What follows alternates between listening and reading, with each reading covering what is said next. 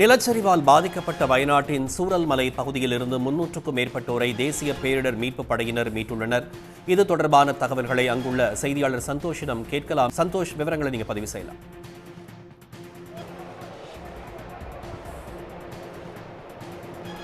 நிச்சயமாக தற்பொழுதும் மீட்பு பணியானது நடைபெற்றுக் கொண்டிருக்கிறது. நேற்றைக்கு நள்ளிரவு 2 மணியில இருந்து பார்த்தீங்கன்னா தீயணைப்பு துறையினரும் அதே போல கேரளாவில் இருக்கக்கூடிய மீட்பு படையினரும் இந்த மீட்பு பணியில் ஈடுபட்டிருக்கிறாங்க.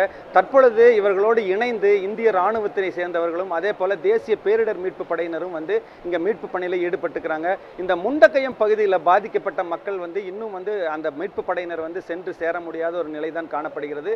தற்போது இருக்கக்கூடிய நிலையில இந்த சூரல் மலைங்கிற இடத்துல தான் மீட்பு பணியானது தொடர்ந்து நடைபெற்றுக் கொண்டிருக்கிறது.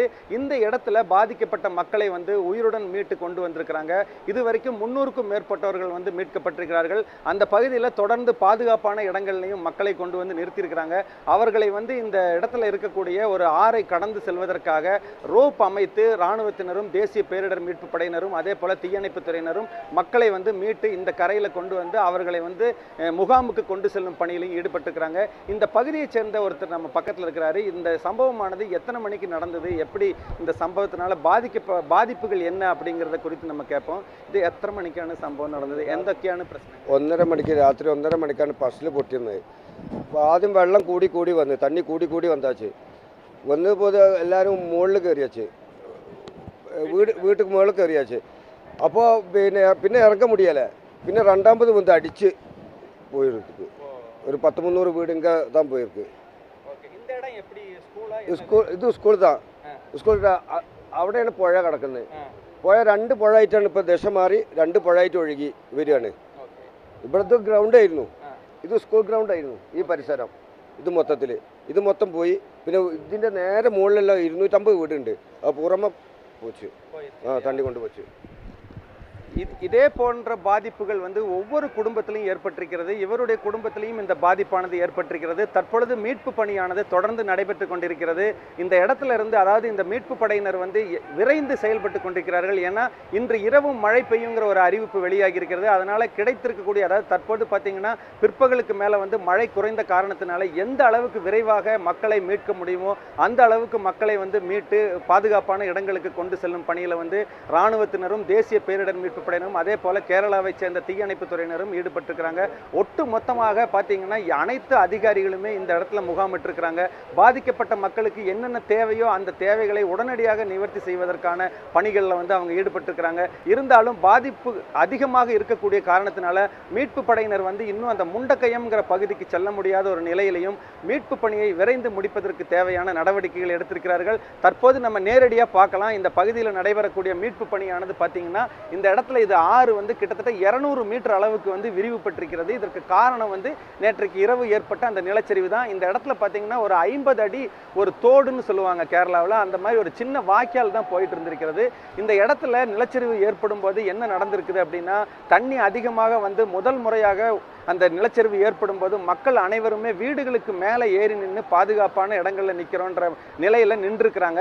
ஆனால் அதன் பிறகு 2வது முறையாக ஏற்பட்ட நிலச்சரிவு அந்த பாதுகாப்பான பகுதியில் நிற்கிறோங்கிற ஒரு மனதைரியத்தோடு இருந்த மக்களையும் சேர்த்து அடித்து கொண்டு வந்திருக்கிறதுங்கிறது தான் ஒரு துயரமான சம்பவம். இந்த இடத்துல பார்த்தீங்கன்னா கிட்டத்தட்ட 100க்கும் மேலே தற்பொழுது உயிரிழந்த உடல்களை பாதுகாப்பு படையினர் மீட்டிருக்கிறாங்க.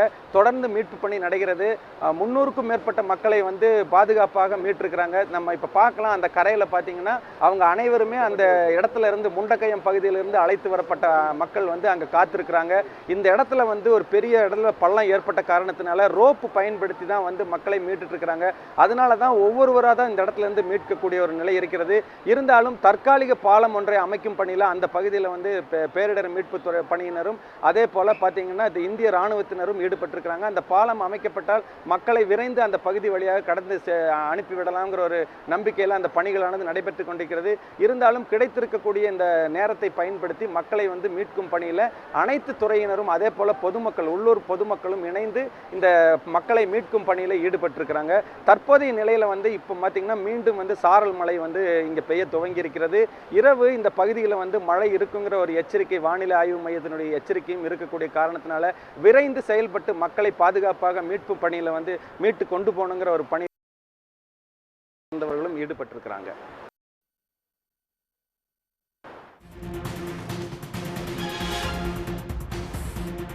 விவரங்களுக்கு நன்றி சந்தோஷ்.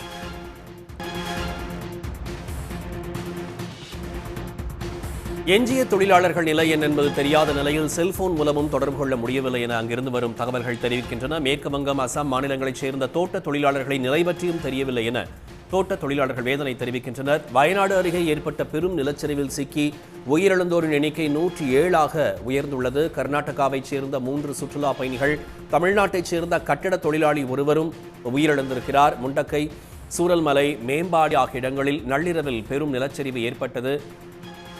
2 மணியிலிருந்து 6 மணிக்குள்ளாக 3 முறை நிலச்சரிவானது ஏற்பட்டது. வயநாடு மாவட்டத்தில் 48 மணி நேரத்தில் 57 சென்டிமீட்டர் மழை பெய்துள்ளதாகவும் தகவல்கள் தெரிவிக்கின்றன. சன் நியூஸ் வாட்ஸ்அப் சேனலை ஃபாலோ செய்யுங்கள். QR கோடை ஸ்கேன் செய்து சன் நியூஸோடு இணைந்திருங்கள்.